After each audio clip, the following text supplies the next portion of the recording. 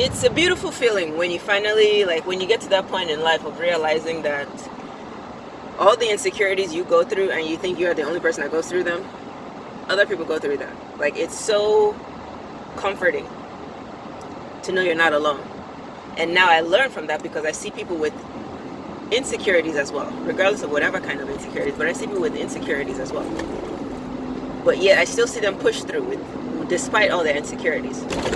So I just think it's important for us to not focus on the fact, not focus on just all the things we think we're going through, because that's part of what keeps those insecurities like just cemented in there. At least for me personally, all the insecurities I ever go through, what has kept them around is the fact that I've never even just freed myself from it. And I've never freed myself from it because I keep everything to myself, because I think I'm the only person that, experiences this. Every other female is so secure and has got this and has got that, has got that, has got this. And it's like, the more I just really get to know women, the more I get around them, it's just really like, man, nah, y'all going through the same shit too. Y'all dealing with the same things, some even more. But now what I draw from that is just to see that, okay, yes, they're going through it. Nonetheless, they didn't use it to stop them from anything. Despite the insecurities, they pushed through it. Whereas me, on the other hand, insecurities, and then that's all I focus on, which therefore cripples me from even moving forward, from even pushing through it. Because you just feel like, oh, woe is me. I'm the only person dealing with this. I can't talk to anybody about this. Nobody can relate. And it's like you see other women going through the same shit and pushing through. And it's just a matter of, it's not about what causes you to zoom in or to think that you can't move on is because you think you are this insecurity, instead of looking at it like, no, this insecurity is just in my life. It's a part of my life, but it's not who I am. I am so much bigger than this. I'm not my mistakes. Whereas before I would focus on my mistake and assume, oh my God, I am a mistake. I'm just this incompetent human being and blah, blah. And just like, man, really, really tear myself up. Instead of looking at it from the perspective of, no, yes, I made a mistake. Yes, I slipped up. Yes, I stumbled. Yes, I this. Yes, I that. But nonetheless, that's just all it is. That's all it was.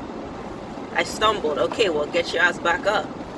I slipped up. All right, well, get up and clean the floor. Wipe it up so you don't slip up again. Feel me? So it's not about, I think the biggest lesson really is more of just really owning that fact of not being your errors.